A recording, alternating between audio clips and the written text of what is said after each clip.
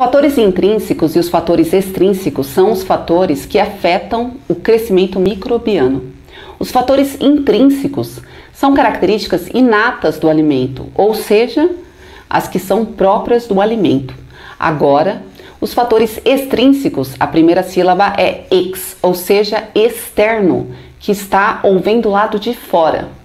No ambiente estão os fatores extrínsecos, ou seja, os fatores extrínsecos estão fora do alimento. Os fatores extrínsecos estão no ambiente. E são eles: temperatura, umidade relativa, presença de gases e aditivos. Então fica comigo que eu vou explicar item por item.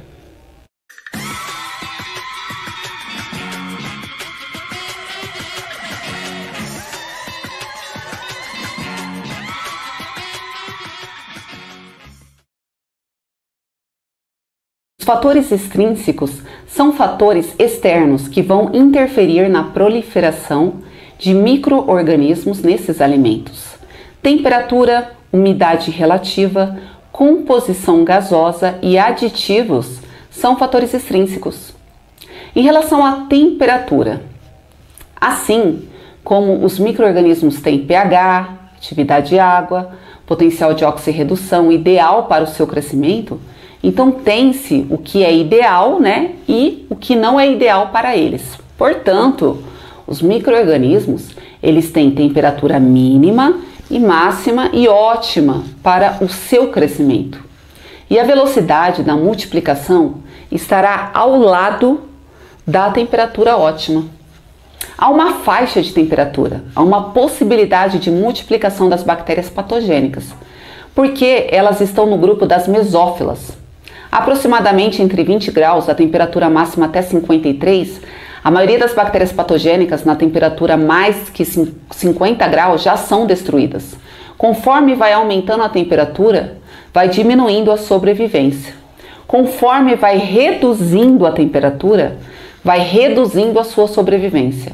Reduz a sua multiplicação e aumenta a vida do alimento. No congelamento, a bactéria fica sem atividades metabólicas. A maior parte delas não morre mesmo no congelamento.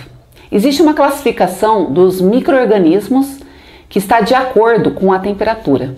O grupo dos termófilos tem uma temperatura mínima de 40 a 45, temperatura ótima de 55 a 75 e máxima 60 a 90. Os mesófilos têm temperatura mínima de 5 a 15, ótima de 30 a 45 e o máximo de 35 a 47. Os psicrófilos são diferentes dos psicrotróficos. Os psicrófilos são os que gostam de temperaturas menores. A ótima é de 12 a 15 e a máxima é de 15 a 20. Já os psicrotrófilos são parecidos aos mesófilos. Tem a temperatura mais baixa, temperatura ótima de 25 a 30 e a máxima de 30 a 35.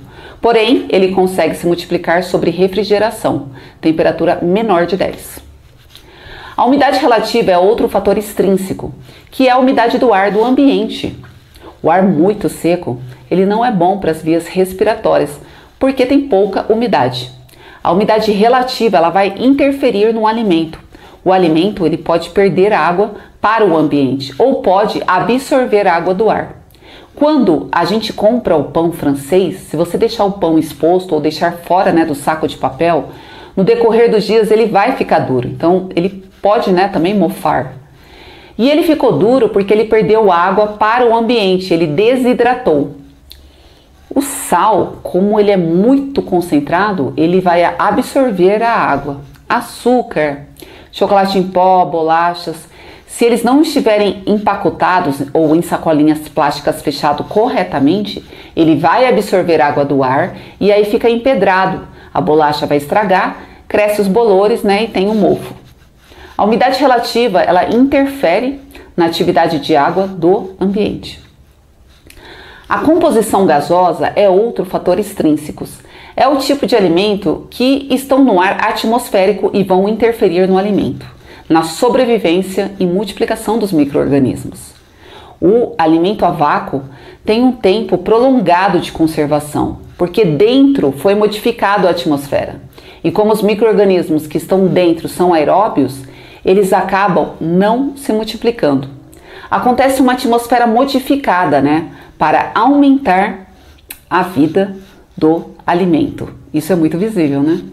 O alimento tem dentro dele, né, os fatores intrínsecos, né, que são os fatores internos. E são eles atividade de água, pH, potencial de oxidorredução, conteúdo de nutrientes, constituintes antimicrobianos, estruturas biológicas e também microbiota do alimento. Eu vou deixar o link desta aula aqui em cima, então assista também esta aula sobre os intrínsecos para que o seu estudo ele fique completo, para que ele fique 100%.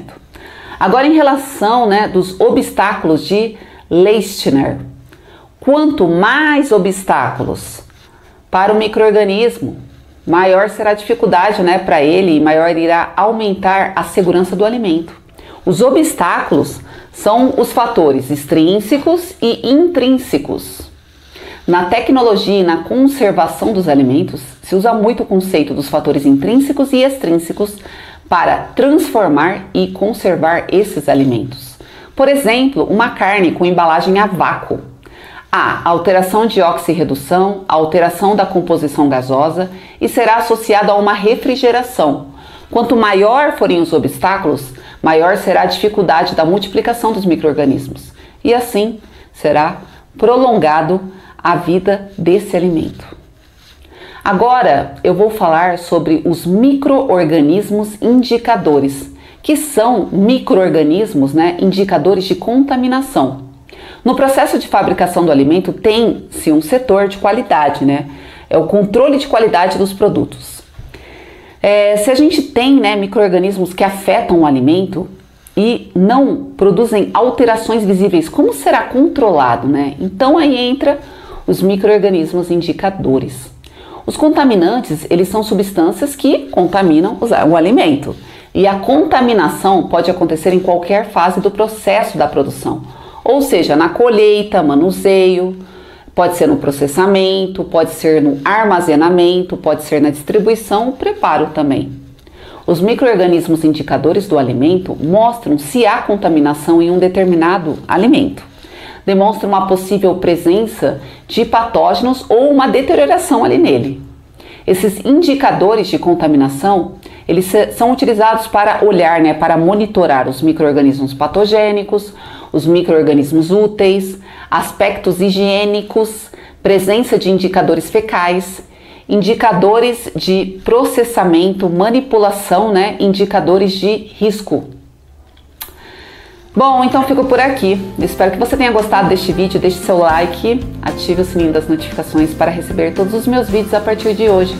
Aproveita agora, se inscreve no meu canal e compartilhe esse vídeo com os seus colegas de estudo. Eu tô lá no Instagram, né, como @FAAprender. Me segue lá também. Então, fico por aqui então. Até o próximo vídeo. Tchau!